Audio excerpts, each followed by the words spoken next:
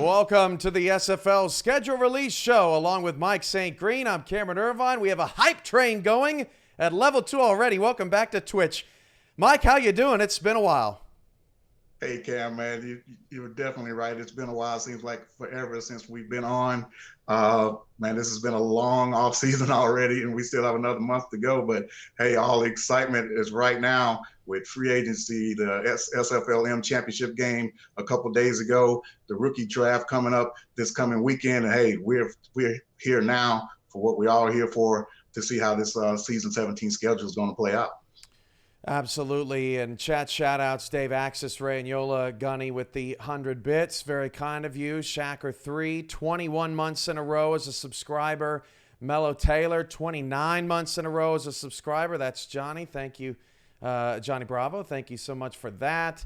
And more chat shout-outs. Slyn Shady, DR Sim, David Leathers, Gunny's here, Soviet Sniper, Doug Britton, Moose Papineau, Joe Young, Packer Fred, Tyler Falk, Kevin Say's here, Connor Weston, AJ Levy's here, Jared Willis is here, Bryant Dynasty is also here, Dion Hawkins, Mighty, Kendra Hall, Bob Funk. The whole community is here ready for the schedule release, Mike, and welcome to inside our refurbished studios here at SFL headquarters. But Mike, there's been a lot going on around the league. Before we get to the schedule, been a lot of free agent acquisitions, including yourself. Just here a little while ago going to London. What stands out to you around the league as a huge free agent pickup? Well, one of the biggest free agent pickups this offseason has to be, Jacksonville picking up Marcus Dunhill, coming out of retirement after 2 seasons, on the shelf. He's got, he's an MVP in his own right when he retired after leaving Atlanta, after winning the championship. But he is replacing a Hall of Famer now, Christian Christensen, who decided to hang him up after a great 8-season career over there in Jacksonville. It's an interesting pickup. It's a great pickup. But we'll see how Jacksonville's going to adjust to the new signal caller after so many seasons with Christensen. Yeah, absolutely. It's going to be interesting, and we've got some compelling matchups on this schedule. Couple of rivalries every season. My couple rivalries don't make the cut because of roster file issues. They just don't share. So some get left out and then they get back in the rotation, but most of them are there. And we've got some matchups we haven't ever seen before. We have some matchups that we haven't seen in 3 years, and even longer in some cases. And then we've got some storyline games. You can always bet that we're going to have those off-season storylines baked in to the schedule, and it's going to be a lot of fun. Tyler Falk with the 100 bits. Appreciate you for that. Mike, the most anticipated thing about season 17 for you is what? Oh, wow. I'm excited about being, personally, Cam, just on a personal note, I'm excited about being with my new team in London. I'm excited about being in a new locker room. I'm excited about being with my new team. I'm excited about everyone that they signed, and I'm totally impressed with that organization. I'm just excited to get on the field with these guys, and get going and see what we can do to, make a difference and maybe break into the playoffs this year, if not more. Yeah, it's going to be fun. It's going to be fun, and it kicks off with a bang. The opening matchups of the week. Now, times and dates are not determined. Of course, who's Denver going to host? As the defending champions, you always get to host week 1 and raise that banner. And we're about to get to that here right now. So here are your first 6 opening weekend matchups. And they include Denver hosting Jacksonville. Los Angeles heads to Baltimore. Vancouver welcomes D.C. for the first time. Those 2 teams will play. Queen City and Fort Worth, they're at it again in week 1 after another crazy offseason of exchanges. Lone Star will take on Mexico City, a rivalry in the South. Charleston faces Vegas, Las Vegas at home in that one. Shacker with the 700 bits, thanks so much. But of those 6 matchups, Mike, what stands out to you? Before we get to that, let's talk Denver-Jacksonville. Marcus Dunhill's return to the field against the defending champions. Frank is the all-time winningest owner in the league, but he has not won a title. he'll have to watch Denver raise their second banner 2 weeks before he goes into the Hall of Fame. It's going to be a crazy opening matchup. Cam, what stands out to me with this matchup is, of course, two storied franchises in this league, as you just mentioned. But more importantly, with this matchup, even though Denver is coming off the championship, and of course, Jacksonville has a long playoff run in their own right.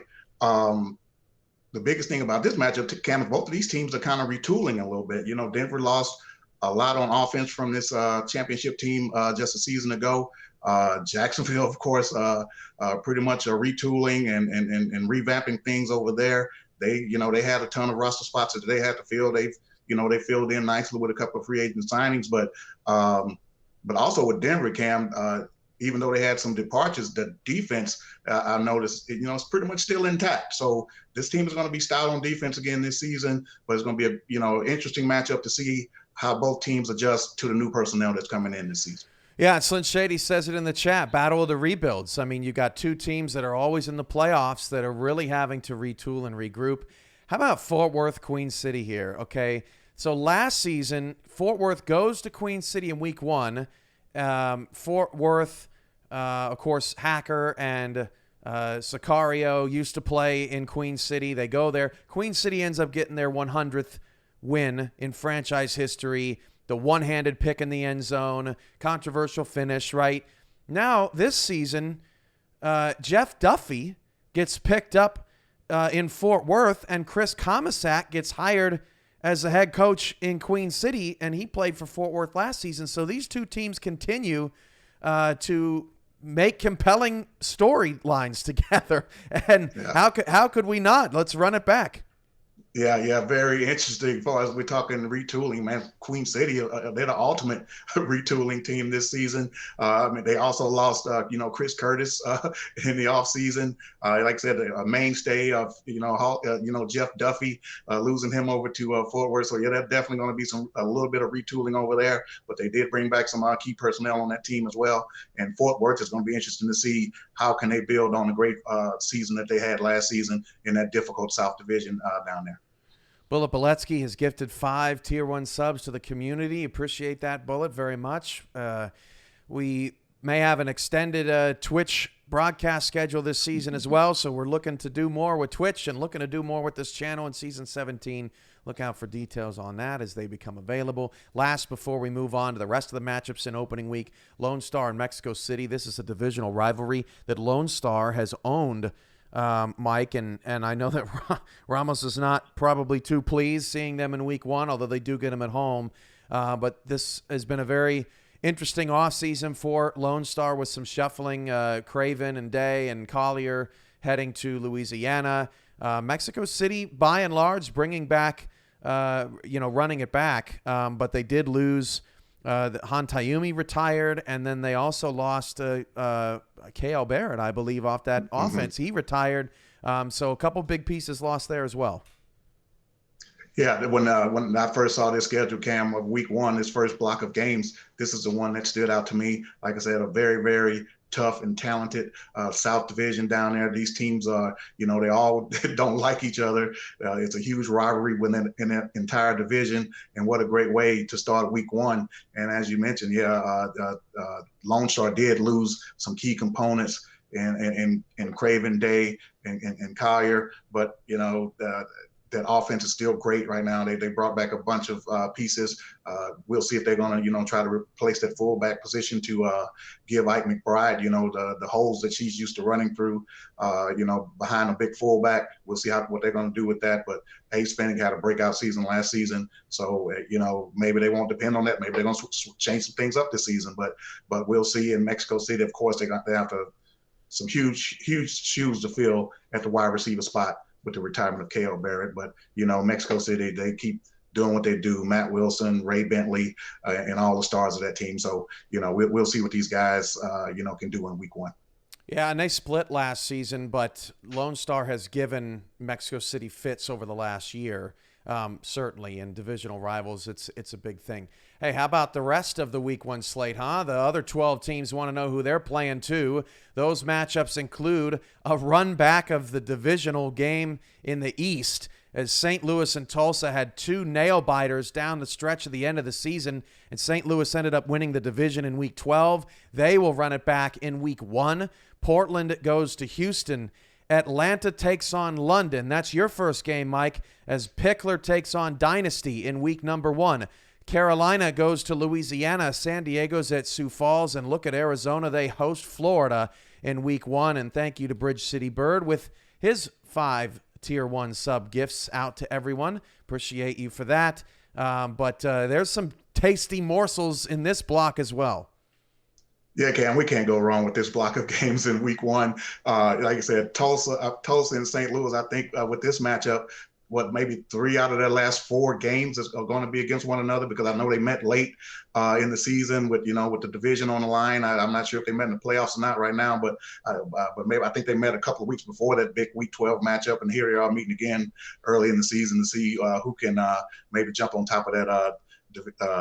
Is it the East Division over there real early in the campaign? And the other one that stands out, Eddie Gage is probably not too happy with the schedule makers this in week 1. He never is. He said, of course, in the chat. He has to go ahead and take on 3-time champs and championship runners up Florida in his first game of the season. But Eddie should be okay. He signed almost basically all his players, back from last season. Talking about running it back, he's definitely doing that. He switched TJ Punk out to wide receiver and signed Will Todd in free agency. So Eddie has a solid roster intact, and I'm pretty sure that the great minds of Eddie and Mighty are going to go at one another week 1. I know they're already getting ready as we speak. Yeah, it's interesting. Portland and Houston still don't have a quarterback signed. And that's interesting. And then San Diego, Sioux Falls combined, they got 3 wins last year. They're going to get 1 in week 1 at least. Louisiana's going to have a new quarterback under center here, taking on Matt South, free agent acquisition in Carolina. So a lot of big moving pieces in this block here. And of course, JQ and Christian Brown, 2 rookies that stuck at the quarterback position, running it back with St. Louis and Tulsa. So that's going to be really interesting. Just to let you know, as we welcome you back into our new beautiful studio, you'll have still images of all of these schedules as they are released tonight. They'll be posted in your locker room, so you'll have them to post out on social media and all of that. So get ready for that. So that is the Week 1 slate. We've got a full chat here today. Gunny has gifted 10 subs. I missed that earlier. Congrats, or thank you, Gunny, and congrats to being top of that leaderboard. Gunny's aiming to be the top of all leaderboards in all SFL channels. I don't know how he did with London earlier during the free agent show, but I'm sure he'll be over there at some point, knowing Gunny. All right, Mike, so one of the best things about this season is the return to live games at the convention. This is going to be your first convention. We're doing it right across the lake from you at the South Shore Harbor Hotel Resort and Conference Center. It's a beautiful facility. I've gotten to tour the facility and gotten to see the amphitheater in which we will be doing games.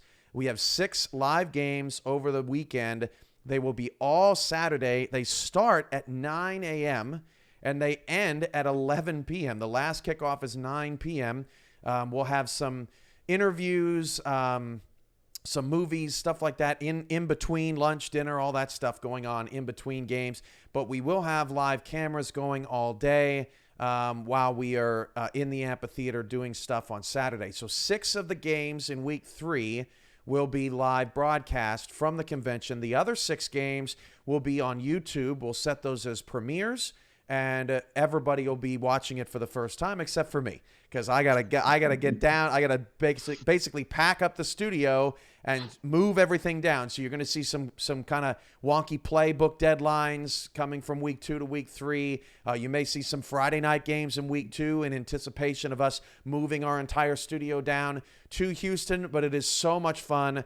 And we look forward to welcoming everybody to that. Before we get to the live game schedule, Mike, I know that you're hosting a get-together on Thursday night with your lovely wife, and this is going to be one for the ages. Right now we have 83 attending. If you're on the fence or you're thinking about it or you need more information, send me a DM. I'll get with you after the show. But convention, Mike, what's on the radar for you? Oh wow, Cam. Mainly, I'm just looking forward to getting to meet everyone in the convention environment. I just meet everyone in general, and I love everyone in this community. And have made some great relationships, and I just it's time to put some faces to these names behind the screen. That's one of the things I did enjoy the most out of being in the studio with you last season was getting personal and getting to meeting guys and interviewing at halftime and get to know their story a little bit. But yeah, I'm looking forward to seeing each and every one of you guys that are able to make it to Houston and the convention, and definitely looking forward to seeing you guys at the unofficial event, which is the meet and greet that my wife and I are hosting here at our home. The guys that haven't, DM me just with a thumbs up so we can get a count on, pretty much, who we think will be here. But hey, we'll be prepared for all 83 if all 83 want to stop through and say hi. Oh, that's great, and it's going to be so much fun. I mean, we've got a new Hall of Fame class. We've got plenty of Hall of Famers that are going to be at the convention watching their team play the night after they get inducted in the Hall of Fame as well. So that's going to be fun. We'll have a silent auction on some with some items, autographed items from around the league, some one-of-a-kind items, flags specific to the convention, design flags specific to the convention. They'll be hanging up all weekend, and then we will sell them off at the end of the weekend for people to take home, one of a kind. So it's just going to be a lot of fun, and the most fun part of the weekend is always the live games, the live events, the smack talking, the yelling, the screaming, the agony, the joy. There's nothing like it, and I can't wait to get back to it. Are you ready to see this slate, Mike? Yeah, let's see it. Let's see what we have on week 3 convention weekend. Let's check it out. Week 3 convention weekend, and it's funny. AJ says Harish falling on the floor. Before I get to this, right? Backstory, because it could happen again. Okay, backstory. Harish Prasad waits all day long to play, and then on the first play of the game, he gets hurt and then misses the whole game. Ends up crashing on the floor in front of the live camera. Right. So I thought to myself, maybe I'll wait until 9 p.m. Maybe I'll make him wait until 9 p.m. so that he has to wait all day. Doesn't have to wait that long, but there's still a wait, and he still has something to redeem for himself. This is your convention live schedule. All times are central. It starts at 9 when Arizona takes on Queen City. This is week 3 of the SFL slate. That's a big one. BJ Loveless goes to Queen City. Sean Moore, they basically swap linebackers, and Loveless becomes the Queen City GM. At 11, it's Johnny Pickler, Chad Rowland, the rest of the crew against Fort Worth. Robert Garrett Jr., the Cowboy, Nacho, Hacker, everybody will be there to check out that game. That is an 11 a.m. start. A 2 p.m. start, it's Dunhill facing his former team in his former house where he won a title. Atlanta hosts Jacksonville at 2 p.m. That game's going to be awesome. Bryant Dynasty and his whole family is flying from Hawaii. They will be in attendance. Mike All will be there. It's going to be a tremendous game. At 4 p.m., Hall of Fame tight end Tiberius Bovine gets in, and Hall of Famer Mike Daggs gets in. Daggs takes on Bovine in a battle of the 2 best tight ends in league history when Mexico City faces Vegas. Ray Bentley will be there. John Bond, Merrick Itera, A-Star Miramontes, many more in the crowd, including Mike, his son Jeffrey, and Jeffrey's mom, and Mike's wife. At 7 p.m., Lone Star takes on Carolina. There's a ton of people going to be there for both of these squads. Bo Martin Jr., Dave Axis, Charles Doherty, plenty more. Eddie Lacy and his family, Evan Lacy, and his family. Eddie Lacy, go Pack go. Evan Lacy and his family will be there. Carolina will have Torillo. The Prasads are expected to be there, all that good stuff. And then at 9, Louisiana takes on Vancouver in the nightcap. A bunch of people, Chris Curtis, Andy Hamilton, Gerald Giudice, Gerald Smith, Ross Napoli coming all the way from the Northeast, Mike Twinscrew. There's so many from those last couple of games. It is going to be hyped. It is going to be popping. in the amphitheater all day long. Mike, this is about as good of a slate as we can get. What do you think? Well, Cam, my first thoughts, man, looking at this, am I going to have time to take a restroom break in between games or something so I won't miss any of the action, man? Look, this is a great slate starting off with, Arizona and Queen City. It's just, you can't go wrong with this slate. I'm definitely going to be looking forward to game 2 on this slate. This offense that London has put together, how Pickler's going to adjust over there. Pickler's had 2 great seasons to start his career, and how will he bounce back this season over in London? Will he be able to get rid of the interception bug?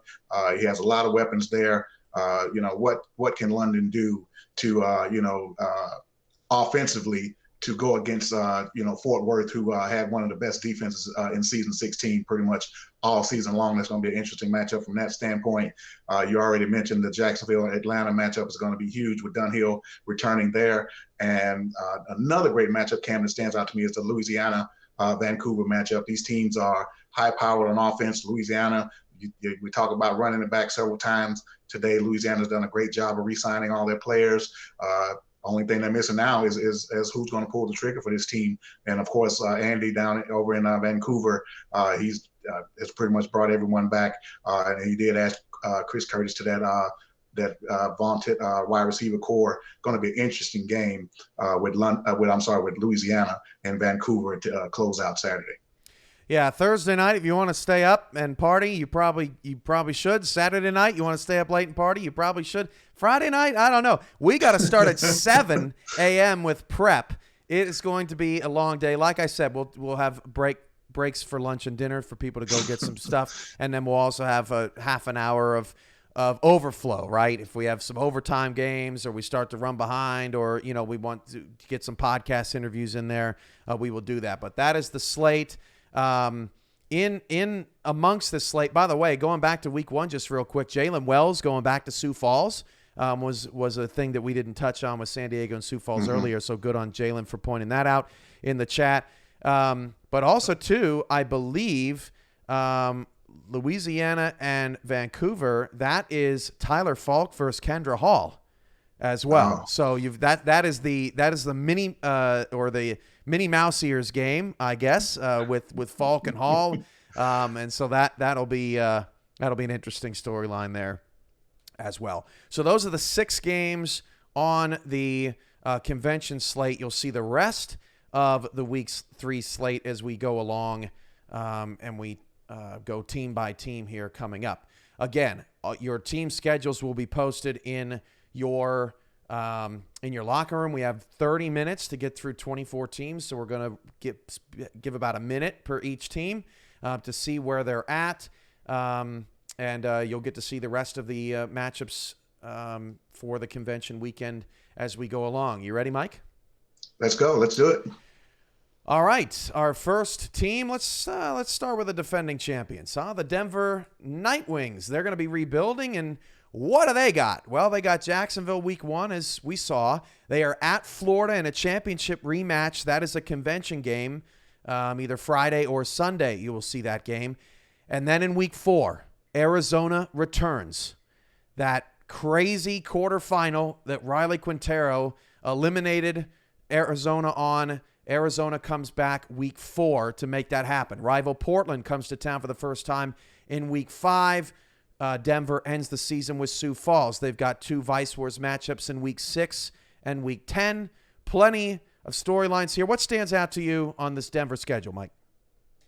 Cam, actually, the first game that jumped out at me was the Arizona game. Of course, Arizona gave Denver all that they can handle in the playoffs last season. Riley Quintero with the late, kick return to pretty much pull victory from the jaws of defeat. And it's going to be a great matchup because this is a division matchup out in the West. And this may, set the tone early as to who has the upper hand in that West division. Yeah, it's going to be fun, particularly the week 7 matchup against Baltimore. Those teams have a history. And how about this? They haven't played Mexico City in over a year. despite those two teams being regular playoff teams. So that's going to be a big game late. And they play Fort Worth for the first time in Week 11. That's going to be a big one as well. Yeah, tough schedule for the champions, as you know, as typical. You know, the champs are going to get one of the toughest schedules around. And I'll tell you another game not mentioned that also stood out to me. Secondly, actually, was the game against Portland. Portland in its first two seasons have given Denver all that they can handle, and basically had them beat a couple of times already. But this is the first time it's going to be in Denver, so we'll see how Denver can protect the home field against a tough rival in Portland.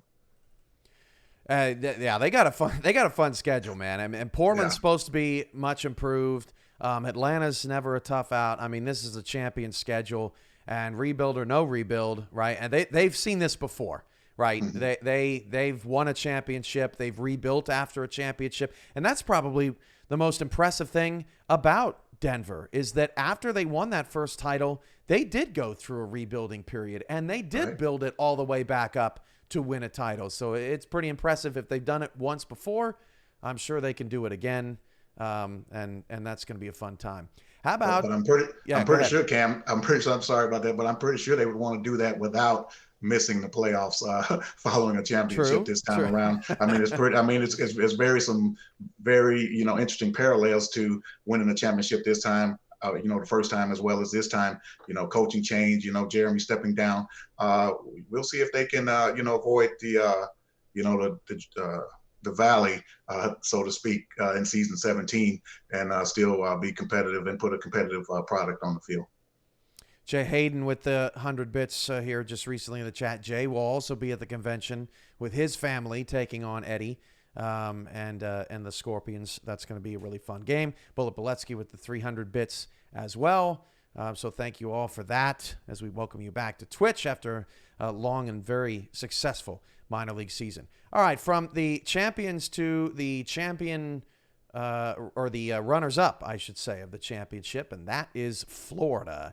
And there's a look at their complete schedule. Of course, at Arizona Week 1, Jacksonville 2-11. On the back end of that, of course, the championship rematch in 3. Fort Worth, hey, they get Florida too. Fort Worth's schedule stacking up to be pretty challenging. Florida also renews an old rivalry with Houston in Week 6. They've got London in Week 10 for the first time in a couple of years. And then they have 2 divisional road games to wrap up at Jacksonville, at Carolina. What stands out to you about Florida? Yeah, of course, the Battle of Florida is always stands out on this schedule. Jacksonville and Florida have a deep, long history in the SFL, and that's what stands out to me the most. The Mighty and Frank, they're accustomed to going to battle with one another. We're going to see how that pans out this season. For superiority in the Atlantic Division, and also opening with Arizona. I mean, that's going to be no easy task, as we mentioned earlier.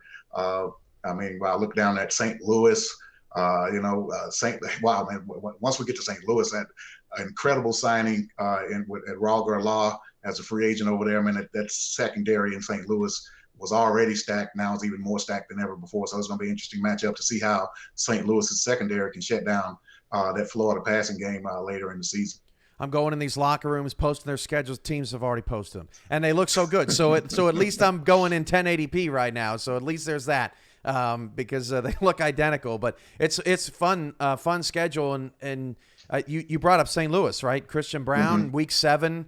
I mean, we remember that game. That was a downpour on the field, and Phil Koss had that amazing one-handed catch. They run that back in Week 7. That's going to be really fun and exciting. Let's see. Mighty's chatting about his schedule in the chat. There's so much chatter. I can't wait to go back and see what's going on. But who's next? Who should we look at next? Someone should tell me in the chat. Cheer your bits. Show me your bits and tell me who should be next. But while you are doing that, let's take a look at London. Let's see what Mike St. Green has to go up against. As he shakes his head. And there you go. There's the London Knights schedule. Y'all end with 2 home divisional games, DC and Baltimore, Week 11 and 12. You have Baltimore twice in the last 5 weeks. That could be for the North Division. You also play Bryant Dynasty twice in week 1 and week 5. That is one of only 2 doubled up matchups outside of the division, but it's a good one, and you play both of them in the first 5 weeks. Fort Worth, of course, is the convention game. You've got an early divisional game in week 2, and look at week 7. Pickler takes on his former team. That's where that matchup falls. Carolina and London, the Eggplant Bowl, but no fish and chips. No roster files shared between London and St. Louis this season. It was one of the rivalry games that will resume next season. But, Mike, what do you think of the London schedule? My initial thoughts, Cam, are 12-0, but that's that's MSG, the diva player. But in looking at this schedule, man, when I first saw this, when when we were previewing this, last night, this is a tough schedule. I mean, this will be a tough schedule for any team. Atlanta, champions a couple seasons back. Baltimore, we have the Vultures twice, a champion from season 15. Portland, a tough up-and-coming team. Fort Worth, great team from last season. Queen City, a division rival. Am I missing DC? Yeah, DC's in there, bringing back pretty much their entire roster from last season. That were, they didn't win many games, but these guys were tough on everyone last season. So this is a extremely tough schedule. We in London are going to have our work cut out for us, but we're up to the challenge. We'll see how it all pans out. And one other matter, who else is in there, Cam, that I'm missing from London? And the game that I have circled, of course, is week 4 against Jacksonville. I'd be lying if I said I didn't have that game circled. So I'll be looking forward to going up against my old team in Jacksonville. And Rain Rie, too, signed with you guys, and that he also played in Jacksonville. So, there's going to be a couple of revenge games there. I saw 500 bits from Stephen Hacker, so Fort Worth is next. Thank you, Hack, and we'll get to the other teams as we go along, and thank you all for your support of this channel, of course. But that's a look at the London Knights schedule. Very interesting, and I'm really going to have a hard time. I got to get used to hearing you say "we" when referring to London. I'm just not used to it. I don't know what to say. It's new for me. It's all new for me. I tell you what, Cam, I've been committed to that team for over a month now, but of course we couldn't announce anything until today. So it's kind of been ingrained in my head already that it's we. But yeah, it's been a long time coming. But like I said, I'm happy to be there and looking forward to joining that team on the field. The ironic thing is that, of course, you and I both known about that signing. But the ironic thing is that. Teams now can get signings out there as quick as possible, and London decided to push it back. So that's the irony in the whole London signing show. But it was great. It was great. Good for you guys. I'll tell you what fun I did have with it, Cam, because they did torture us and make us wait a couple other days. I kind of tortured them back a little bit yesterday and say, I know the schedule and you guys don't, but so I'll make you guys suffer for a night until you can get us here officially. So that was pretty cool. That's great. That's great. Oh man. Well, let's without further ado, let's head to Fort Worth now. Of course, we know that Fort Worth plays London.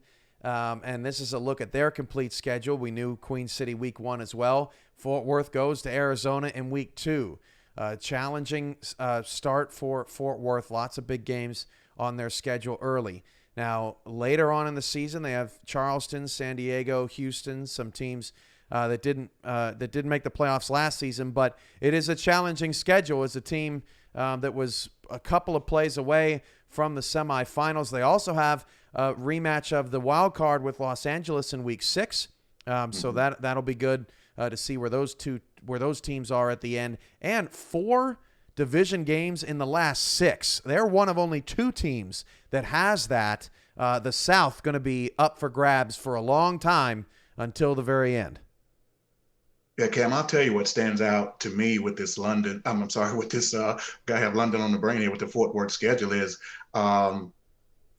that this is a scary good team. I mean, these guys were great all last season on defense. They got things going on offense. with Williams in the backfield. These guys figured some things out. Hacker started getting involved late in that season, last season, and of course they made the playoffs. But man, this team is a scary good team. I would not want to have to match up with this team if I didn't, just absolutely have to. If they, since they're on the schedule, you have to play who's in front of you, man. But Fort Worth, they're going to be a tough team to beat this season. No easy, wins in Fort Worth this season. These guys are going to be tough to beat. And they got to end with Lone Star, too. And Lone Star has given them all sorts of fits. Lone Star has really done well against their divisional opponents. That division is so wide open, and they've got them twice as well, Week 6 and Week 12. Okay, Vegas is next. Thanks to Max Jackson. I think I saw 300, and then I think there was 300 more up there. Yes, 600 bits from Max Jackson. Thank you so much for your support. And we'll get to Las Vegas's schedule next. And there's a look at it. They start with Charleston and D.C., a couple of East Coast teams, one at home, one on the road. Of course, they've got Denver twice in Week 6 and Week 10. First time playing Baltimore in Week 5 there since Season 13. And back in Season 12, Vegas actually set the record for most block punts in a game with 3. And they did that against Baltimore, and they really haven't played too much since then. So that's going to be an interesting matchup. Vancouver in Week 4 is also compelling. What stands out here? 3 home games late as well.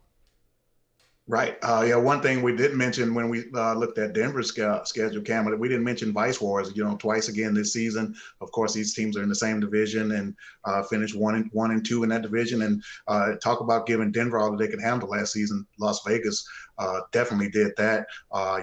Had these guys down 27 in the first half, but couldn't hold on to win that game. So that's definitely a matchup that stands out season in and season out, and we're all going to be looking forward to those 2 matchups. But other than that, oh man, who can we look at? Finishing off the season with Arizona, that may have playoff implications written all over it, because this talk about come out of nowhere last season. This Vegas team came out of nowhere, had a great second half of the season, made the playoffs, and these guys have pretty much re-signed everybody from that team last season. So going to see if these guys can repeat what they were able to pull off at the end of season 16. Yeah, I'm just catching up on the chat.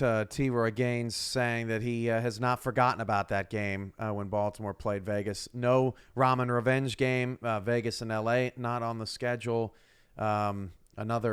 Another regrettable omission. When you have 144 games, Mike, there's only so many matchups you can have. And well, I guess Ramen will see him next year.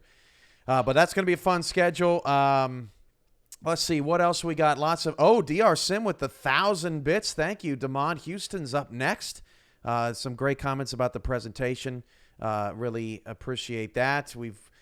Well, I can't say we because Mike has done nothing, but I have worked I've worked very hard to make some improvements to our studio. I can't wait to show you for the rookie draft.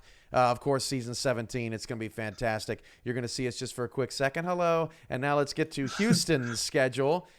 Houston starts with Portland, as we knew. They're at Tulsa Convention Weekend. Dion will be down there, so Dion and Damon will get to watch the game together. That'll be fun. They got L.A. Week 4. That game was crazy last season.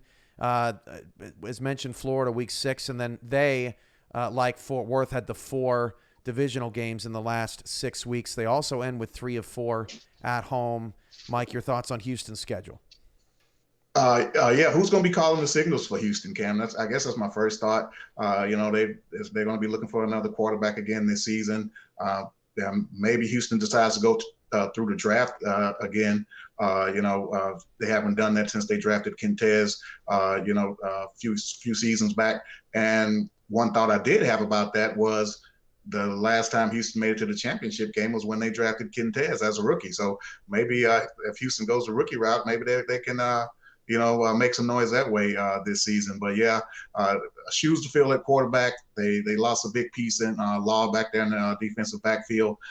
Schedule-wise, what stands out to me, Houston plays in the South. It's going to be tough down there.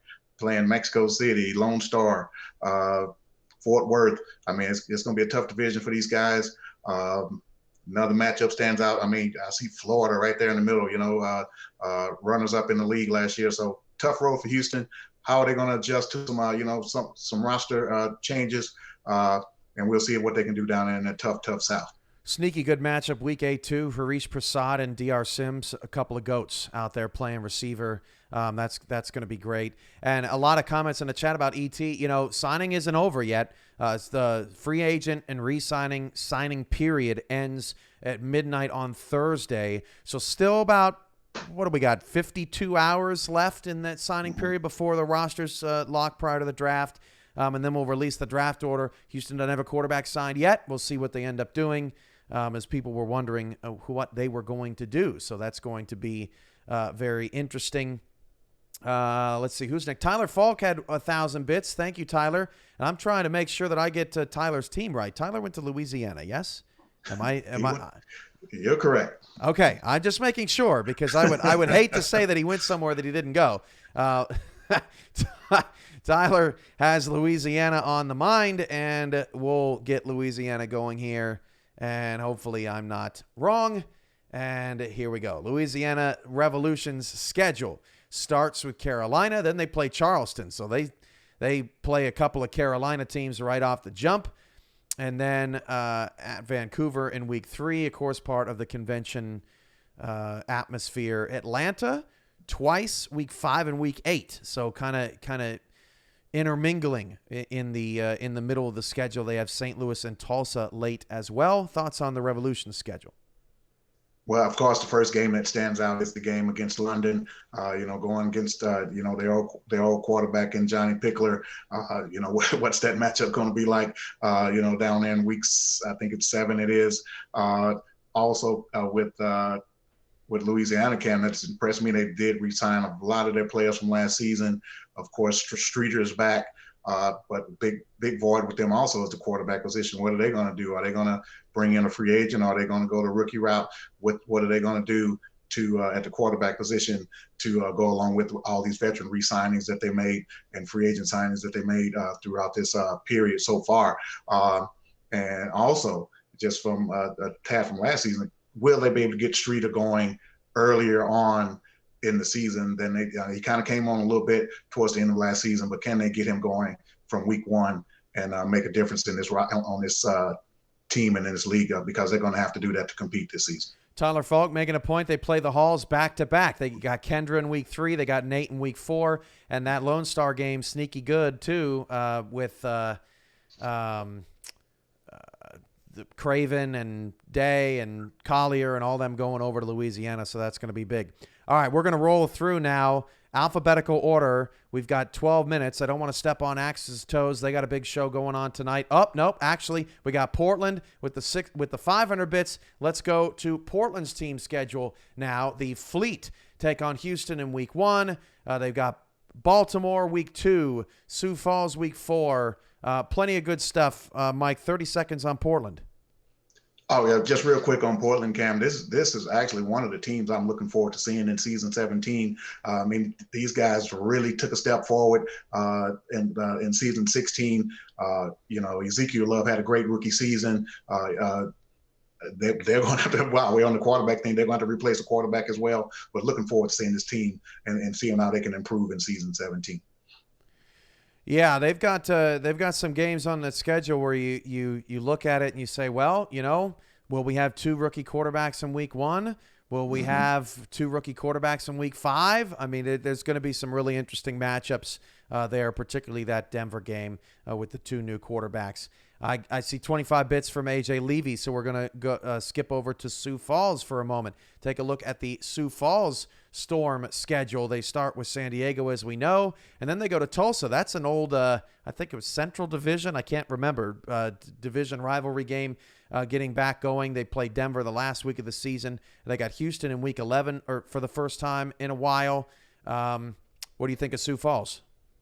Wow, Cam, from last season, Sioux Falls, the team that we thought we knew everything about, they were going to always be solid, 2 straight championship appearances, and then season 16, they fell apart. My initial thought is, which Sioux Falls are we going to see in season 17? Will they be able to bounce back to, a championship form?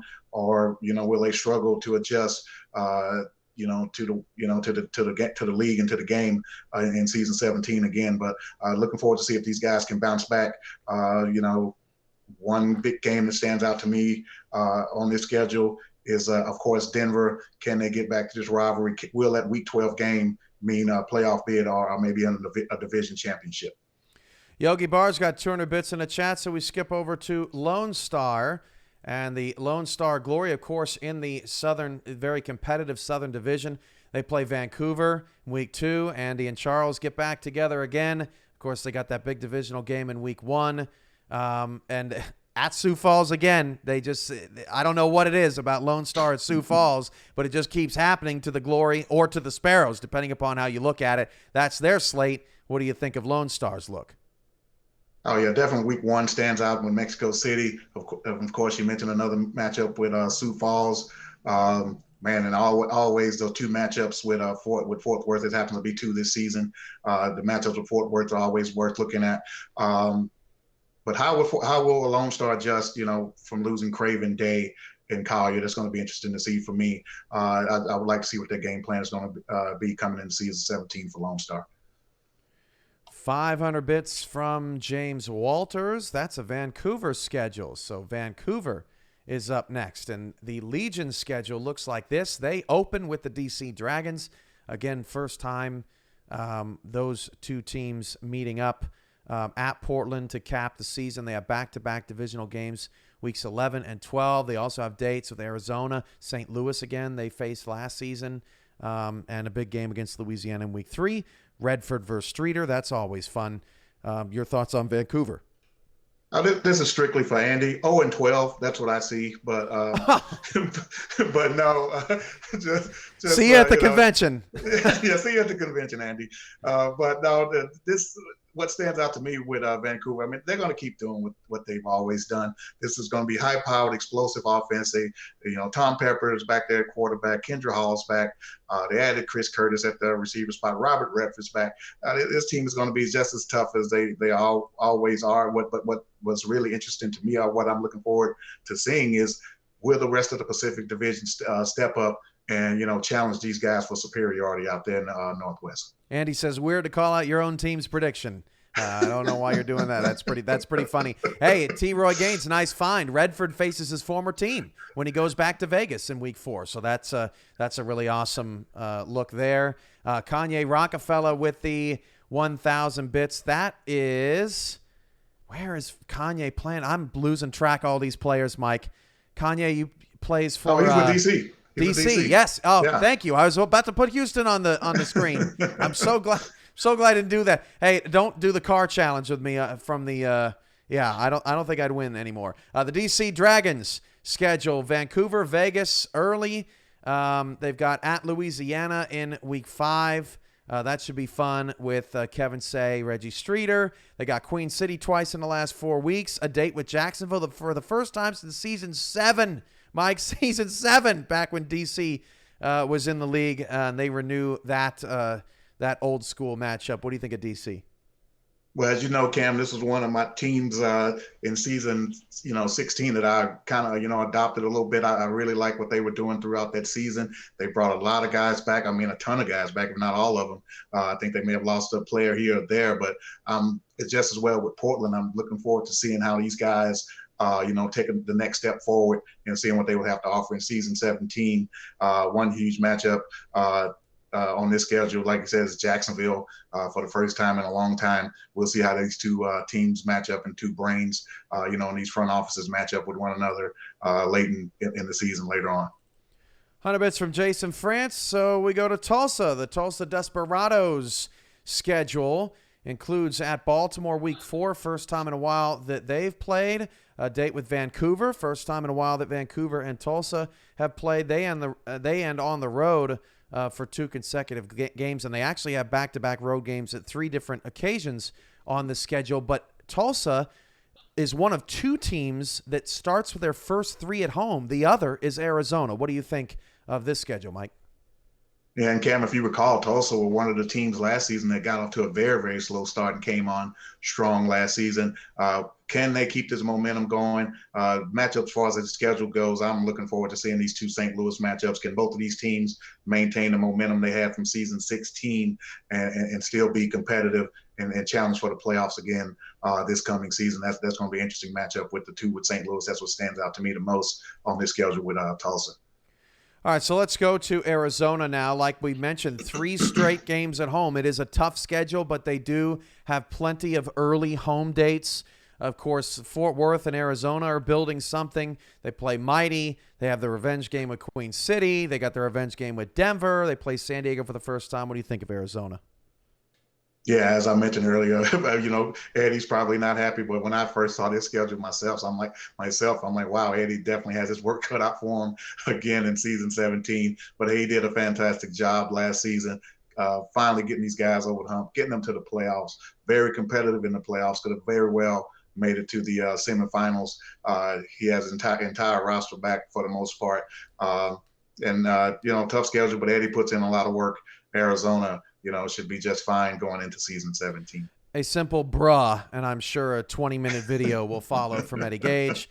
300 bits from Jay Hayden, and I'm not going to get this wrong. I do know where you play. You play in Queen City now. Let's take a look at the Corsairs' schedule, starting with Fort Worth, London, Arizona. But down the stretch, they've got Charleston in Week 10 for the first time, I think, since season 13. That matchup with DC, that Queen City-Baltimore rivalry in Week 11 as well. Quickly, Mike, on Queen City. Yeah, first of all, sorry, Cam. First of all, congratulations to Jay Hayden, man, on his move to Queen City and moved over to the wide receiver position. I know he was, looking to make a bigger impact with in the league. Congratulations to him on that. And yeah, looking at Queen City, 4-time champion Queen City.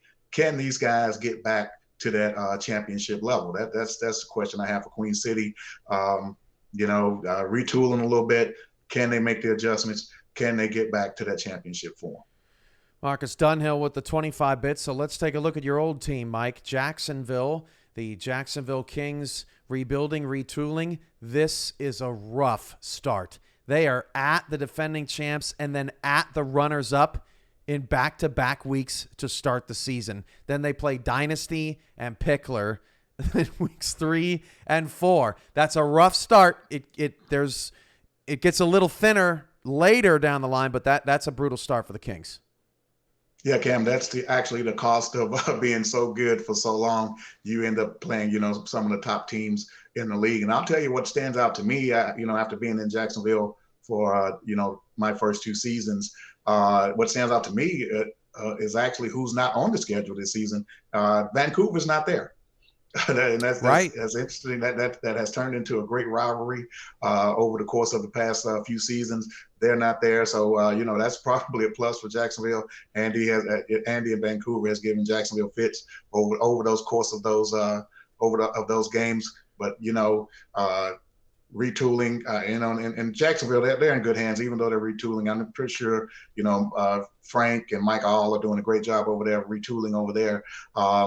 And these guys are great minds, so I'm pretty sure Jacksonville will be fine going into season 17. Yeah, Jacksonville's interesting because they lost to Vancouver twice. They're not on the schedule. They lost to Lone Star twice. They're not on the schedule. So a tough schedule, but Jacksonville maybe not being haunted by some teams that they've seen in the past. We've got a couple of minutes left. The rest of the teams that we don't get to tonight, I will post their team schedules in their locker rooms and in the general chat. But let's run through just a couple of more teams here. Let's take a look at Baltimore. They were in the semifinals, lost to Florida. There's a look at their schedule. Circled for me, Week 10 at Carolina. That game was so good last year. It is always so fun, that rivalry. And it's late in the calendar this season, which is unusual. Yeah, and of course with Baltimore, man, they brought everybody back. This team never loses anybody outside of Jay Hayden. I think that's the only subtraction that they have this season. And of course, yeah, that Carolina game last season was fantastic. I don't expect anything different from Baltimore. Semifinals last season, championship the season before. I want to say semifinals the season before that. There's a solid organization, solid team. They're going to be right there at the end just as they are season in and season out. Mexico City, real quick. Saw from Fox Highwind. He wanted to see Mexico City. There you go. Fox at Houston and at Fort Worth late. At Denver late, too. Whew, that end for Mexico City. That is a brutal end.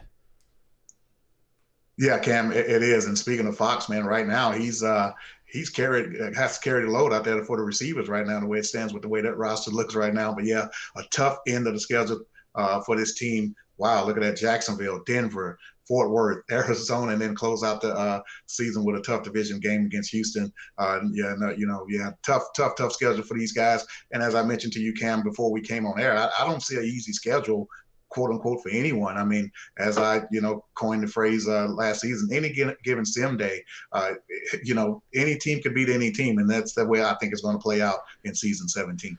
One more before we go. This team, almost everybody says, oh, our schedule's so brutal. Well, the league is so darn competitive. But one team did get some lucky breaks along the way in the schedule-making process. That is Atlanta. Atlanta plays 4 playoff teams from last season. That is the least of any team in the league. There's a look at their schedule. Now, if London and Louisiana are improved, it could easily be one of the more difficult schedules in the league. So it's going to be interesting to see what happens with Louisiana and London, but that's a look at Atlanta's schedule. They also get Denver, of course, Jacksonville, the rivalry game on there too. Final thoughts on it, on Atlanta, then we'll go to Houston, and then we'll get out of the way for Access Live.